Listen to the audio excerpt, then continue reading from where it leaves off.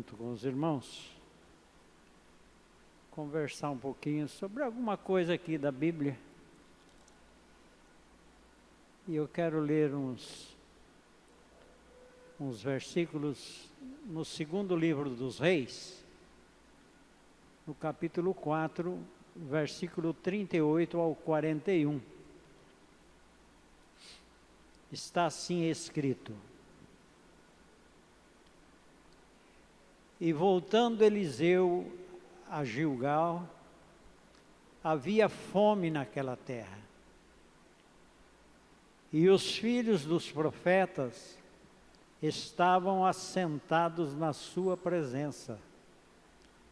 E disse ao seu moço: põe a panela grande ao lume, quer dizer, ali no fogo, e faze um caldo de ervas para os filhos dos profetas.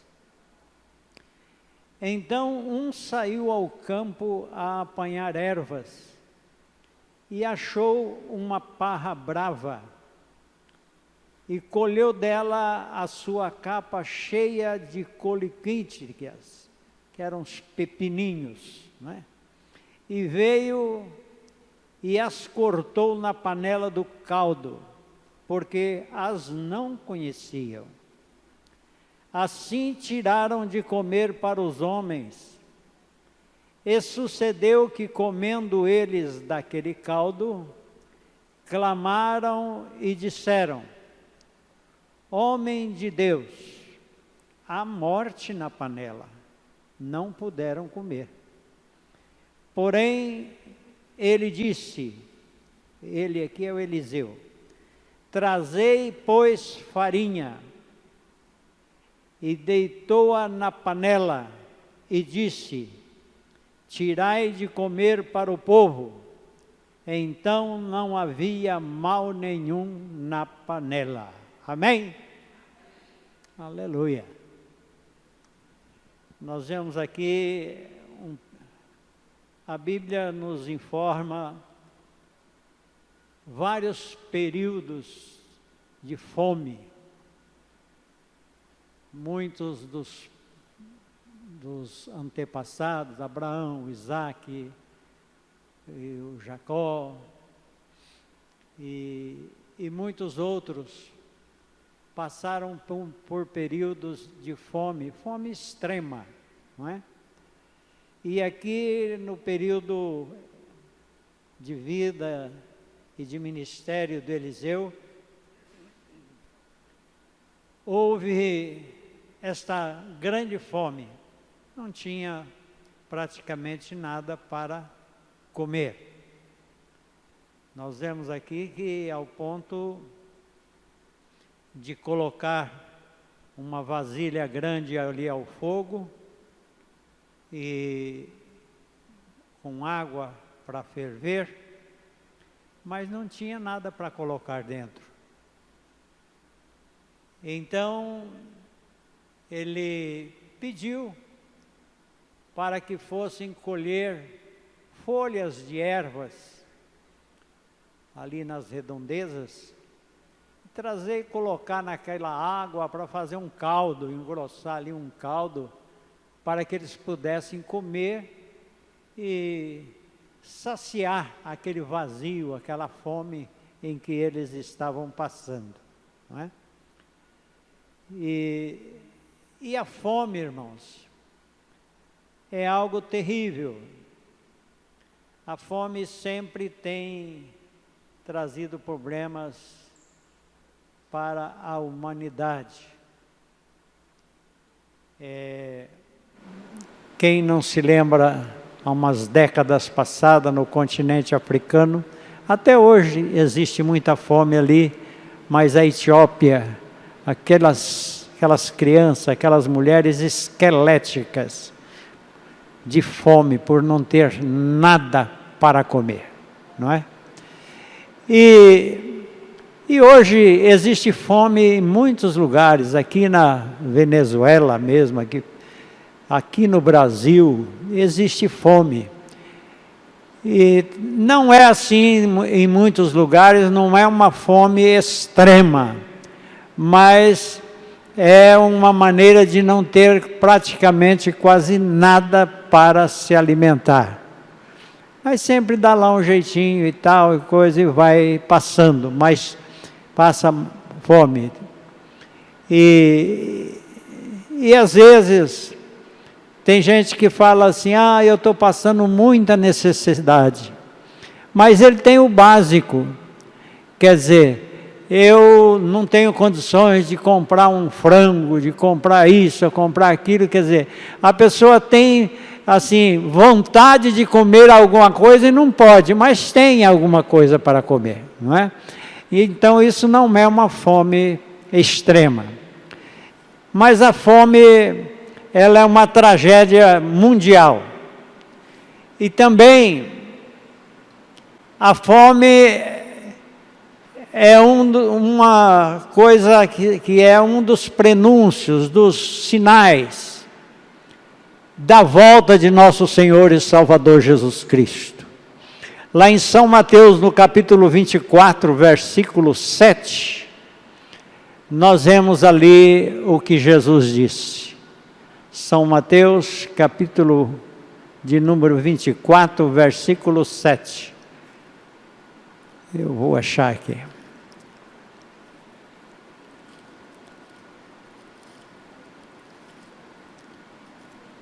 Está escrito assim: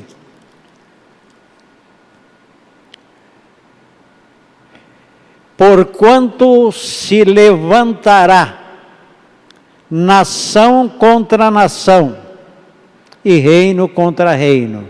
É o que nós temos vendo através da mídia todos os dias. E Jesus continua dizendo: e haverá fomes. Existe muita fome em muitos lugares. E pestes. O mundo está vivendo um período de uma praga terrível, uma peste, um vírus que tem ceifado milhares e milhares de vidas. E nós estamos passando por isso. E haverá terremotos em vários lugares.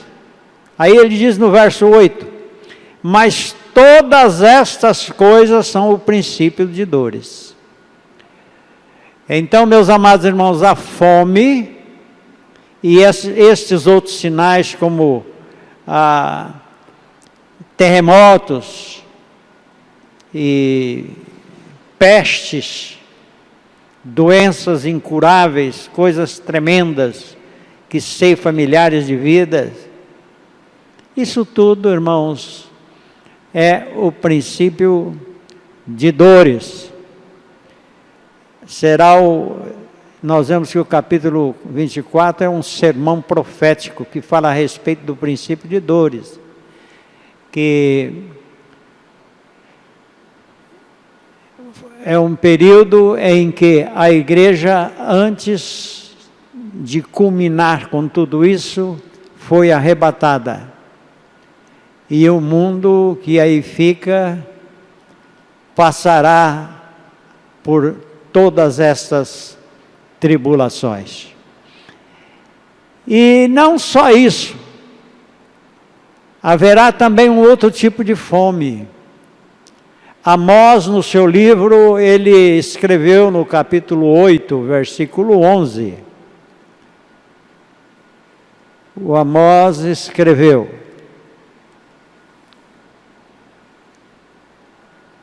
eis que vem dias, diz o Senhor Jeová, em que enviarei fome sobre a terra, não fome de pão e nem sede de água, mas de ouvir a palavra de Deus. E o verso 12 diz assim: e irão vagabundos de um mar até outro mar, e do norte até o oriente, correrão por toda parte, buscando a palavra do Senhor, e não a acharão.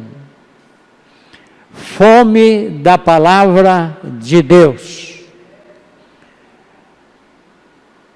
Chegará, isso foi uma profecia que Deus estava avisando a tribo de Judá que ele ia silenciar. Poderiam clamar, pedir e tal, que Deus não ia enviar nenhum profeta para falar com eles.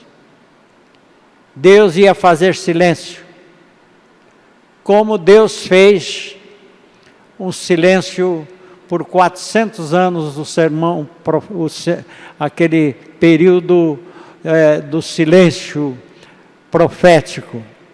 Terminou em Malaquias, até que veio João Batista no ano que Jesus estava em seu ministério. Muito bem. Então nós vemos, irmãos, que fome, já nos nossos dias, já existe fome em muitos lugares de ouvir a palavra de Deus. Pode ver que muita gente, por falta de um alimento em sua casa, ele sai procurando alimento em outros lugares. Então ele ouve falar, lá em tal lugar, assim, tem lá um fulano lá que ele faz isso, faz aquilo, ele profetiza, ele revela, aí a pessoa, por falta de alimento na sua casa, ele sai e vai atrás disso. Chegando lá, não é nada da parte de Deus, é apenas um charlatão enganando as pessoas incautas que não lê a Bíblia e nem procura estar nos cultos para o ensinamento da palavra, os cultos de doutrina e os cultos da escola bíblica dominical. E então as pessoas ficam analfabetas a respeito da palavra de Deus, então eles correm atrás de qualquer notícia. E isso já vem acontecendo há tempos. Eu me lembro, ali na Avenida Marginal Maria Chica, ali no fundo onde é o supermercado ali, o Big Mart, ali tinha um salão. Ainda tem salão ali ainda, mas agora é outras coisas, outros comércios. E um cidadão, ele veio e abriu ali um ponto de pregação, de culto. E ele era uma pessoa muito audaciosa, muito inteligente. Ele só não era crente, mas ele era muito inteligente, uma pessoa que ele entendia das coisas. E ele andava vestido tudo de branco, até o sapato dele era branco, parecia um doutor, né? E enchia de gente, que a calçada ali ficava entupetada de gente. E alguns irmãos eu orientei, falei, não vá atrás dessas coisas. Por mais simples que nós somos aqui, mas nós estamos falando a palavra de Deus. E a palavra de Deus é simples, é coisa... Jesus sempre, quando ensinava, ele ensinava com simplicidade. Jesus falava de ovelhas, de passarinhos, não é? De pombas. Jesus falava dessas coisas, coisas simples que todos entendiam. Jesus não falava dos planetas, aquelas coisas, porque ninguém ia entender nada, não é? Então Jesus falava de coisas simples, e hoje ele continua falando de coisas simples, para que nós possamos entender, saber o que ele realmente quer falar para nós.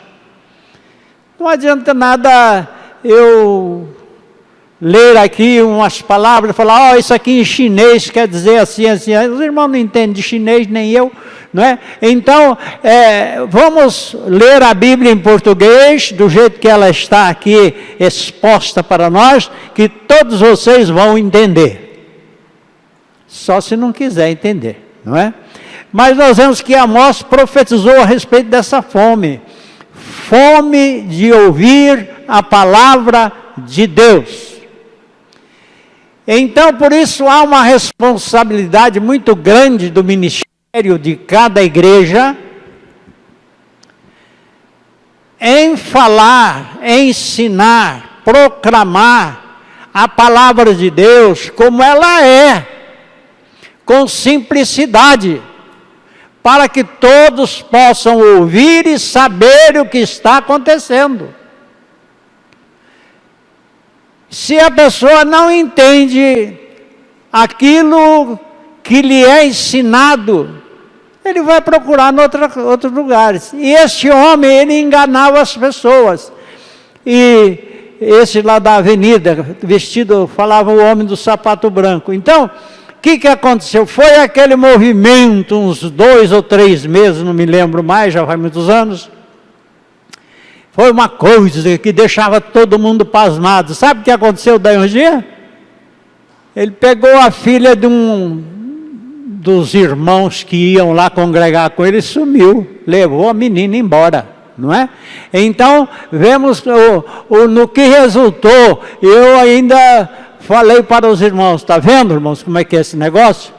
É como uma irmã uma vez chegou lá na igreja e disse para mim, irmão, eu tinha R$100 que eu tinha recebido lá do negócio, etc e tal, mas eu fui em determinado lugar, chegou lá, o pregador me convenceu que eu desse aqueles R$100, que eu ia ganhar muito mais, e etc e tal, e eu dei, agora, irmão, estou aqui na mão. Falei, bem feito. Bem feito para a senhora aprender a estar na sua casa, ouvindo a palavra e comendo aquilo que é servido na sua casa, na casa onde você habita. Então tem muita gente que entra nesses enganos, porque não está atento àquilo que é falado na igreja. E também uma falha, muitas vezes, nossa, que não pregamos e não ensinamos a palavra como ela é. E nós precisamos ensinar a palavra de Deus como ela é.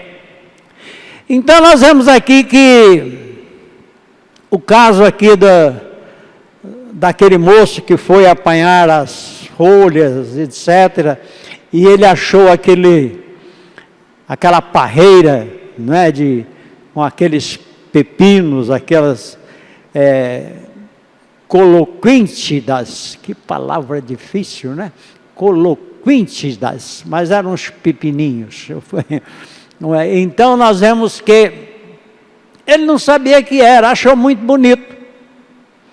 Achou bonito, igual o fruto da ciência do bem e do mal, que a Eva olhou, era agradável aos olhos, era muito bonito.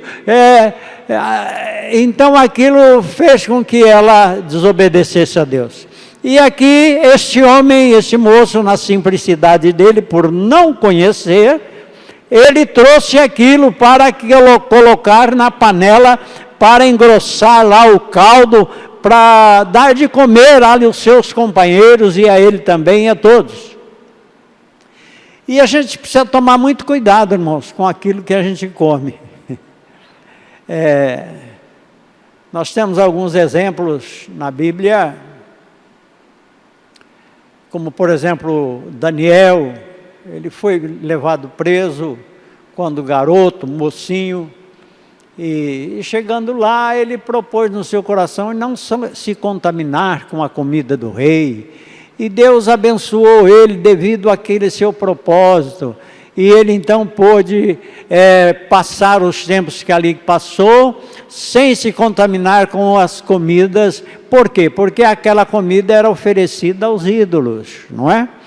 E o apóstolo São Pedro, quando ele teve aquela visão do céu, descendo aqueles animais imundos naquele grande lençol, mas aquilo foi uma demonstração que Deus deu para ele a respeito dos gentios, que eles não estariam imundos, porque Deus os santificaria.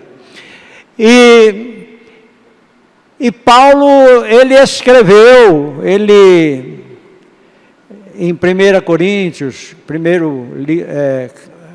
primeira epístola de Paulo aos Coríntios, capítulo 8, verso 7, ele fala a respeito das pessoas, ele diz assim, que nem em todos há conhecimento, nem todos têm o conhecimento, porque alguns até agora comem no seu costume para com o ídolo, coisa sacrificada a ídolos, e a sua consciência sendo fraca, fica contaminado. Então a gente precisa tomar muito cuidado com as coisas sacrificadas aos ídolos. Antigamente não, aí, há umas décadas atrás aí, aqui perto do cemitério, ali na rua Tiradentes, tinha uma festa que eles faziam uma vez por ano ali, era a festa do Cosme e do Damião, sei lá quem que eram esses bichos. Então, eu sei que era uma festa de macumba, e eles distribuíam doces, balas, bolo para as crianças, não é? E juntava aquela criançada. E eu sempre orientei a igreja, cuidado, quem quiser comer doce, se precisar, a gente compra doce e põe aqui na igreja para as crianças comer na escola dominical, não precisa ir através disso. Porque uma criança pode ficar contaminada, o demônio tomar ocasião na vida de uma criança através de uma coisa dessa. Tinha uma mulher, ela nunca se firmou na igreja. Ela tinha dois ou três filhos, e um deles era garoto ainda, de uns 12 ou 13 anos. E ele entrou naquela escola de luta japonesa lá, taekwondo, jiu-jitsu, aquelas coiseiras todas lá. Eu não sei para que crente quer lutar isso, vai brigar com alguém por aí, né? Ele entrou naquela escola, estava aprendendo lá aqueles negócios, mas eu não sabia disso. E esse menino, esse rapaz, junto com a mãe dele levou ele um dia lá na igreja. Pastor Enedeir estava na igreja nesse dia, e mais alguns pastores, irmão Felipe, etc. E oraram, expulsando, porque a mulher disse que ele era assim, ia conversar com ele fazia que nem um gato, quando o gato fica acuado num canto, então o garoto fazia desse jeito, e ele investia e fazia igual uma fera mesmo, um gato, uma onça, sei lá. Então era uma coisa assim. E os irmãos oraram, tentando expulsar aquilo, e eu lá da porta estava olhando aquilo, falei, mas que coisa, isso não... Como é que pode acontecer uma coisa dessa? E eu fui até lá onde os irmãos estavam,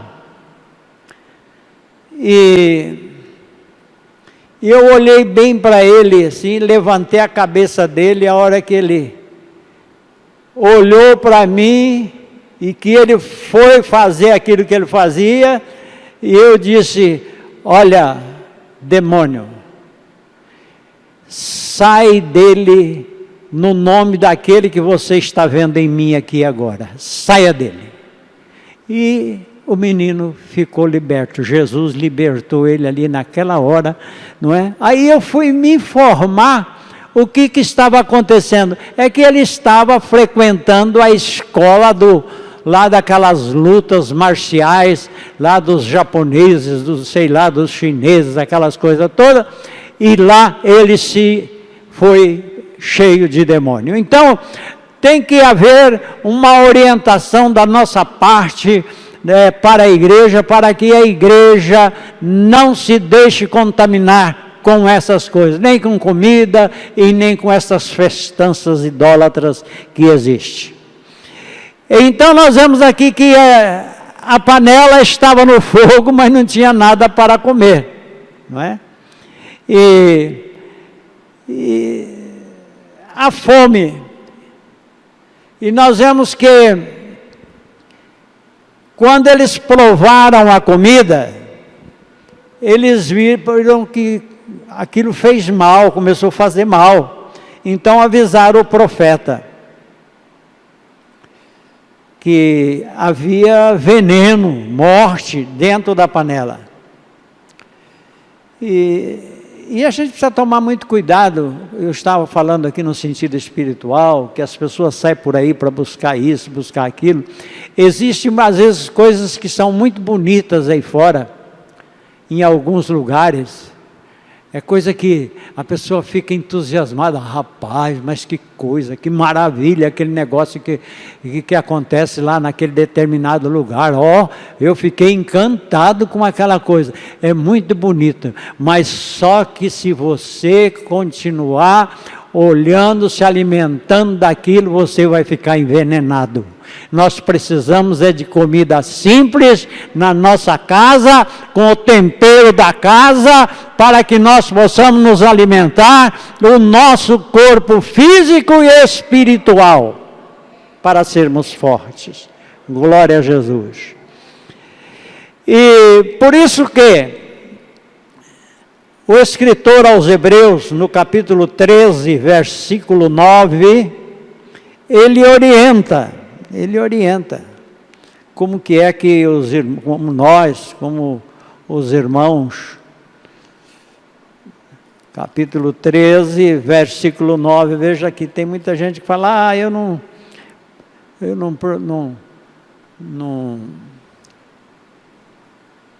tenho que dar satisfação a pastor, não tenho que... Teve uma irmã que disse para mim uma vez, falou assim, eu faço isso assim, assim, assim, e eu sinto que Deus está comigo. Até hoje vive sem ter firmeza numa igreja, por causa dessas coisas.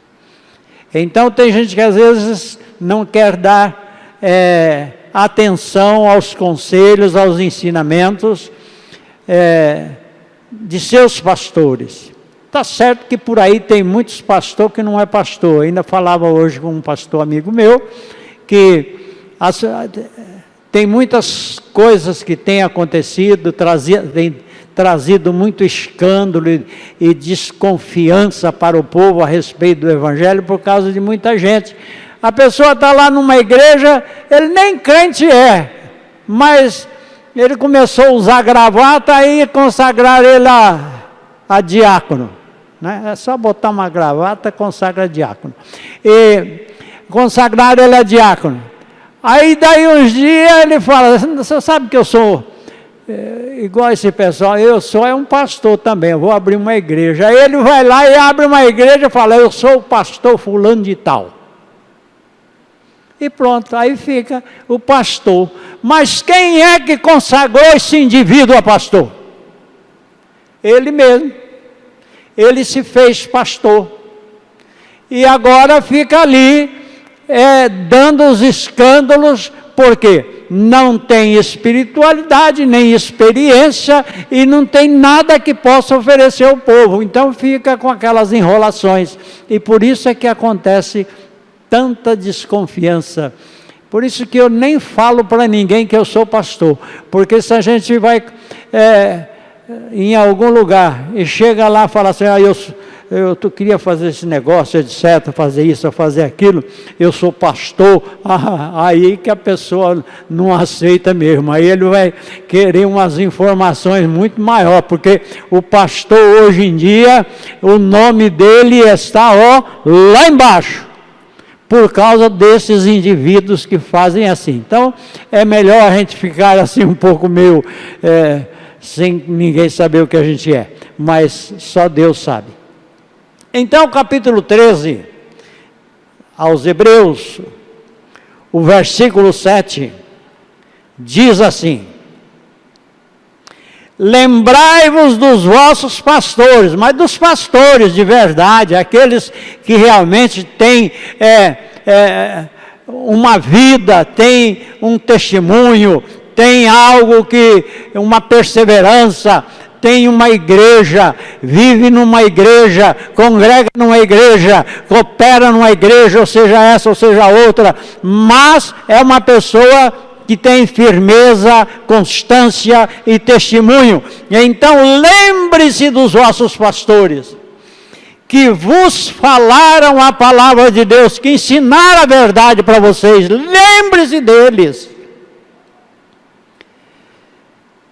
A fé dos quais imitai, quer dizer, imite a fé desses pastores verdadeiros, atentando para a sua maneira de viver. Procure ter uma vida baseada naquilo que o seu pastor tem lhe ensinado. Glória seja dada ao nome de Jesus.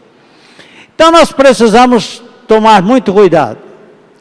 Então, não vá atrás de qualquer coisa bonita que pode ser veneno, como aquele moço encheu a capa, né? E hoje tem muito dessas coisas. E Paulo, ele era muito atento a respeito dessas coisas. Por isso que em 1 Timóteo, no capítulo de número, deixa eu ver qual que é. 1 Timóteo, ei Timóteo, parece que não tem aqui na Bíblia, tem. 1 Timóteo, no capítulo 4, versículo 1, Paulo alerta o Timóteo. Diz assim: mas o Espírito, veja que o Espírito aí está com letra maiúscula, quer dizer, o Espírito de Deus. Mas o Espírito expressamente diz que nos últimos tempos apostatarão alguns da fé. O que é apostatar? É deixar a fé e ir após outras coisas. A fé é coisa simples que Deus deu para você e para mim. E a pessoa acaba deixando a fé, indo atrás de outras coisas. A coisa de espetáculos e de tantas outras, de tantas revelações mentirosas, não é? Eu creio muito, irmãos, nos dons divinos de Deus, da cura, da revelação, disso tudo. Mas não vem com tapiação para o meu lado, não. Porque graças a Deus, Ele sempre tem nos mostrado aquilo que é verdadeiro. Eu me lembro uma vez, eu trabalhei numa cruzada lá no Ibirapuera, e eu estava na equipe do Joá Caetano. Então tinha uma escada que subia num púlpito muito grande, então eu fiquei tomando conta da escada para ninguém estar subindo lá, só as pessoas mesmo que era para subir. E o pastor Manuel de Melo estava sentado assim, ó, pertinho da escada, sentado assim. E eu ali. E o pastor, depois daquele trabalho, tudo foi fazer uma oração pelos enfermos. Teve alguns que foram convidados para vir para a imposição de mãos. E os outros ficaram, porque era muita gente, muita gente. E tinha o pastor Manuel de Melo lá, e eu em pé, vendo aquilo lá, e o pessoal orando, e eu não podia nem fechar o olho, porque senão o pessoal invadia. E tinha uma garota, uns 12 anos, eu creio, ruivinha, meia cheia de sarda, me lembro dela como se estivesse vendo ela agora. E o pastor, de repente o pastor Manuel de Melo se levantou, pegou a menina pelos braços, assim, aqui, ó, ficou olhando para a menina e me chamou: vem cá, moço. Eu peguei, subi, fiquei atrás da menina e ele olhando para mim. eu estava trabalhando, eles chamavam de conselheiro, que é como se fosse um diácono. Eu era um conselheiro da equipe de João Caetano. Então, ele pegou e falou assim para mim, o pastor Manuel de Melo: dá um tapa com toda a força assim por trás da menina. E eu, tapa, deu aquele estralo. Deu aquele estralo. E quando deu aquele estralo, no tapa, assim perto da cabeça dela, a menina olhou para trás. O Manuel de Melo pegou eu não estava entendendo nada. Aí o Manuel de Melo pegou aquela criança nos braços, saiu pulando, glorificando a Deus, e já veio com ela assim, e ela veio chorando também, e glorificando a Deus. Aí eu perguntei: o que foi, pastor? Ela era surda e muda. Jesus libertou ela aqui agora. Então Deus faz os seus milagres. E eu até hoje, eu me emociono quando me lembro daquele fato tão glorioso, ali num instante. Eu estava ali trabalhando naquela cruzada, aquela coisa, e quando a gente está trabalhando, a gente quase não participa do que está acontecendo, mas Deus me premiou com aquela coisa tão gloriosa naquele dia. Então Deus, Ele é a verdade, e Ele usa os seus servos para falar a verdade. Nada de enrolação. Aleluia. Então, por isso que Timóteo foi avisado a respeito de alguns que iam apostatar da fé, porque vai ficar dando ouvido a espírito enganador, e atrás de doutrina de demônio. Como isso? Através da hipocrisia de certos homens, que só ficam falando mentira, que têm a consciência cauterizada. Cauterizada quer dizer, calejada, já não sente mais nada na consciência. Continua mentindo, pecando, errando, mas não se arrepende, não sente o arrependimento para buscar perdão em Deus. Continua com aquilo, calejou, é igual a mão, quando caleja, pode trabalhar na roça o dia inteiro que não dói a palma da mão, mas os primeiros dias faz bolha d'água, não é? Então é assim a consciência. E nós vemos que Paulo avisou a respeito da morte da fé, não é? E lá então nós vemos, na leitura que fizemos no início, a respeito daquela comida venenosa que poderia matar aquele pessoal. E nós temos o conhecimento aqui através da Bíblia de 3 tipos de morte. A primeira é a morte física, é a morte do corpo, aquilo que Deus proferiu para Adão, para Eva, no capítulo 3 do Gênesis, versículo 19. Que eles iam tornar ao pó, porque do pó eles tinham sido tirados e ia voltar, quer dizer, a morte física. Esta é uma morte, olha lá, ó. No suor do teu rosto comerás o teu pão, até que te tornes a terra, quer dizer, até que voltes à terra, porque dela foste tomado, porquanto és pó, e em pó te tornarás. Esta é a primeira morte, a morte física, vocês vão ver, vocês vão morrer todo mundo aí, é quando chegar aí a tua vez. E olhando assim, a minha parece que está mais próxima, porque eu sou bem mais velho, né? Mas, a não ser que Jesus venha daqui uns dias, né? Mas a morte física é a primeira morte que a Bíblia nos informa. E existe também a morte espiritual. A morte espiritual. Aqui aos Efésios, no capítulo 2, Paulo fala assim, que Ele nos vivificou estando vós mortos nas vossas ofensas e pecados, em que noutro tempo andaste, segundo o curso deste mundo, segundo o príncipe da potestade do ar, o Satanás, do espírito que agora opera nos filhos da desobediência. Então, todo ser humano que nasce, cresce e não aceita Jesus, não reconhece Jesus como o único meio de perdão, o único meio de transformação, o único meio de nos levar até Deus, ele é um morto que anda, é um morto andante. Quem não é crente está morto. Está andando para lá e para cá, trabalhando, fazendo negócio, contando mentira, fazendo tanta coisa, e às vezes falando verdade também. Mas é um morto, é a morte espiritual.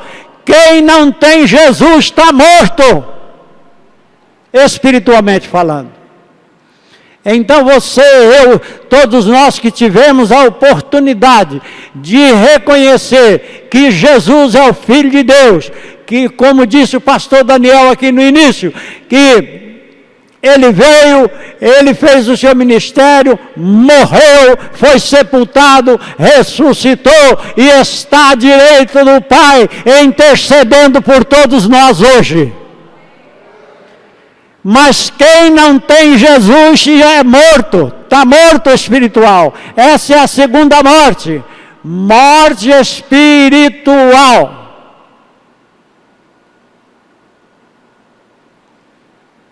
Pode falar sem medo, quem não é crente é defunto andante.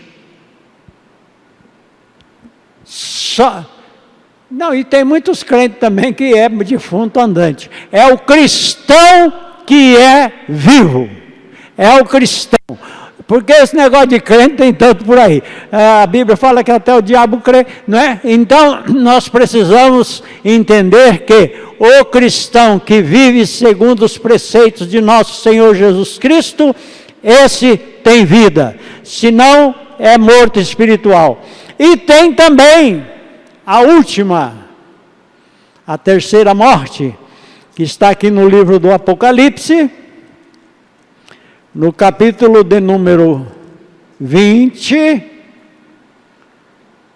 versículo 14 e 15.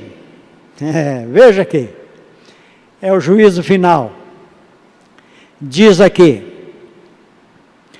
a morte e o inferno foram lançados no lago de fogo. Esta é a segunda morte. Eu estou falando de 3 porque eu estou falando da morte espiritual, não é? Mas esta é a segunda morte porque aqui fala da pessoa que morreu, é a primeira vez, que foi a morte física, e agora ele será lançado no lago de fogo, que esta é a segunda morte. E aquele, versículo 15... que não foi achado escrito no livro da vida, foi lançado no lago de fogo. Eita, mantenha o seu nome sempre escrito no livro da vida. Não deixa o diabo apagar, não. Quer dizer, o diabo não vai apagar, mas é que o nome sai devido à nossa imprudência e falta de fé. Então, meus irmãos, precisamos muito ter cuidado para não morrer nem fisicamente, não estar morto espiritualmente e escapar da morte eterna, mas ter a vida eterna. Para terminarmos, nós vemos aqui que para retirar o veneno daquele caldo que estava ali,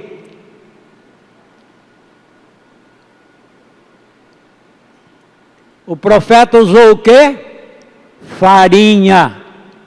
Não é farinha de mandioca não, irmão. Lá não tinha farinha de mandioca. Era farinha do trigo. Farinha do trigo.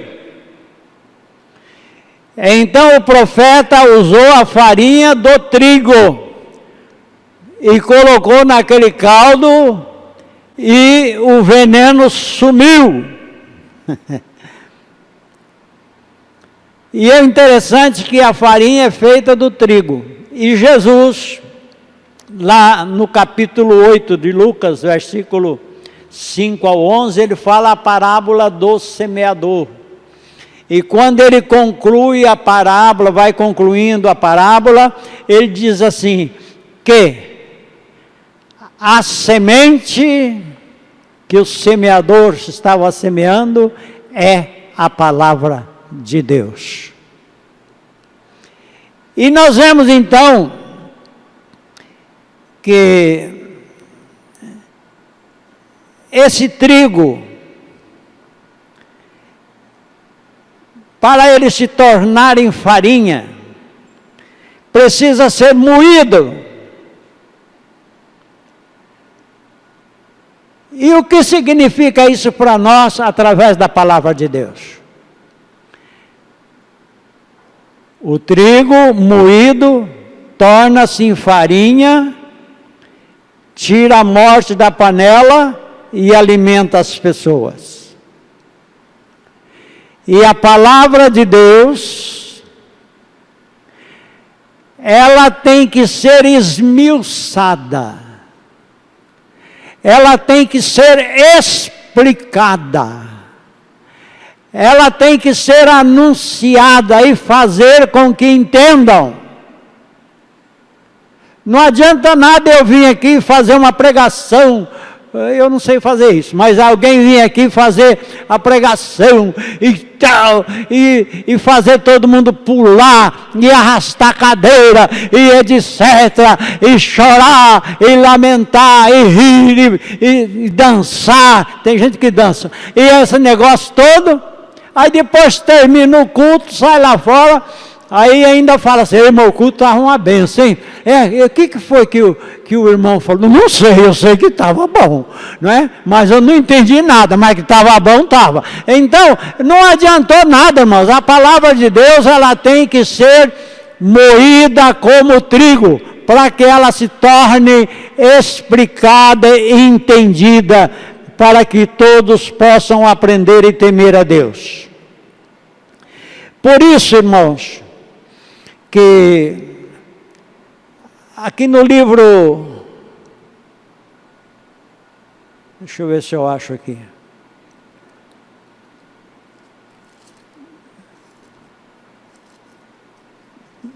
no livro do Jeremias, aqui tem, na minha Bíblia eu já vi esse livro aqui uma vez, do Jeremias não, do Neemias. Neemias. Vou terminar aqui, irmãos, porque as horas já estão indo embora. O livro de Jeremias, veja só. O povo de Deus tinha voltado para Jerusalém. O rei Artaxerxes permitiu que foram vindo as pessoas, e o Neemias, e o Esdras, Zorobabel, etc., cada um fez lá a sua parte, e agora Esdras, o Neemias tinha concluído a construção do muro. Então, o que adianta um templo, uma cidade fortificada, se não tem palavra de Deus explicada para as pessoas? Então, qual foi a atitude aqui do capítulo 8 que Neemias chamou Esdras? Vou fazer a leitura.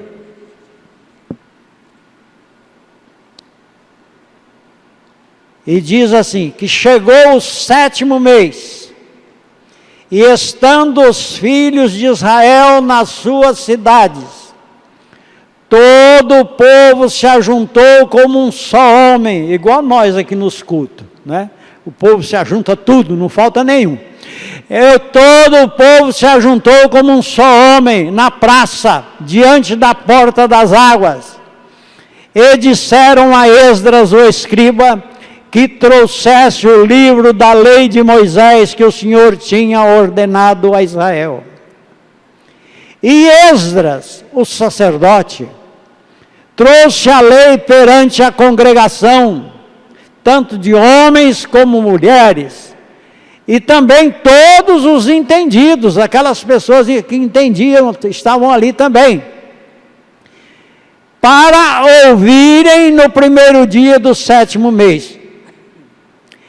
E leu nela diante da praça que está diante da porta das águas, desde a alva, quer dizer, desde manhã, do amanhecer o dia, até o meio-dia, das 6 às 12, 6 horas de leitura. Passou de 40 minutos, tem gente rapando embora. Então, e Esdras então estava sob um púlpito de madeira, que fizeram para aquele fim. E estava junto a ele, em pé, à sua direita. Vamos ver que tem um significado interessante aqui. Matitias, Semá, Anaías, Urias, Ilquias, Maacéias, e do lado esquerdo, Pedaías, Misael, Malquias, Assum, e Asbadana, Zacarias e Mesulão. Veja só. Então o que fez? Esdras abriu o livro, desenrolou lá o livro, perante os olhos de todo o povo, porque estava acima de todo o povo, como eu estou aqui, acima de vocês estão mais embaixo, eu estou mais alto aqui. E abrindo o livro, todo o povo se pôs de pé. Abriu a Bíblia, o povo se pôs de pé. E o que o Esdras fez? Esdras louvou ao Senhor, o grande Deus, e todo o povo respondeu, amém, amém. Você já prestou atenção que a gente às vezes, a paz do Senhor, irmãos, amém, lá um amém furado aqui, outro lá, cara, as pessoas não têm coragem nem de dizer amém. A paz do Senhor quer dizer assim seja, que a paz do Senhor esteja conosco, que é assim, o amém diz isso. Agora tem gente que fala, a paz do Senhor, irmãos, amém, amém. Aí fala, irmãos, está muito fraco, a paz do Senhor. Aí aumenta um pouquinho mais, amém, aí está melhor. Aí o pregador pega e fala, irmãos, a paz do Senhor. Aí tem alguns que falam, amém, vai. Que cair com esse negócio. Eles até falam um amém desse jeito assim. E não é assim. Tem que ser um amém espontâneo, um amém que realmente corresponda àquilo que está sendo falado. Glória a Jesus. Então o povo respondeu, amém, amém. Levantou as suas mãos e inclinaram-se e adoraram ao Senhor, botando o rosto na terra. Nós não põe o rosto nem nas cadeiras estofadas, não é? E eles botou o rosto na terra. E o Esdras foi lendo. E aqui que aconteceu? Tinha lá os irmãos, os ajudantes, os levitas. Diz assim, Jesuá, Bani, Serebias, Jamim, Acube, Sabitaí, Odias, Maacéias, Quelita, Azarias, Josadabe, Anã, Pelaías, e os levitas ensinavam o povo na lei, e o povo estava lá fora. Não, cada um estava no seu posto. Olha lá, e o povo estava no seu posto. Quer dizer, os levitas e esses companheiros de Esdras, o Esdras lia lá o livro, não tinha esse som que nós temos aqui. Então, era muita gente no meio daquele pasto, no meio daquela, lá no chão, na terra, não é? O Esdras lia o livro, e os levitas e os companheiros lá, então cada um ajuntava um bloquinho de gente em volta e começava a explicar aquilo que estava sendo lido. para que eles pudessem entender. A palavra de Deus tem que ser explicada, tem que ser moída, para que todos possam ter ela em si, e a morte vai embora. E diz o verso 8, e leram no livro da lei de Deus, e declarando, e explicando o sentido, faziam que, lendo, se entendesse. Esse é o caminho. Ler a palavra, explicar a palavra, para que, lendo, se entenda. Entendendo, teme a Deus. Temendo a Deus, coloque em prática. Colocando em prática, tem salvação. Temos salvação na vinda do Senhor, vai morar com Ele no céu. Amém? Deus abençoe a todos.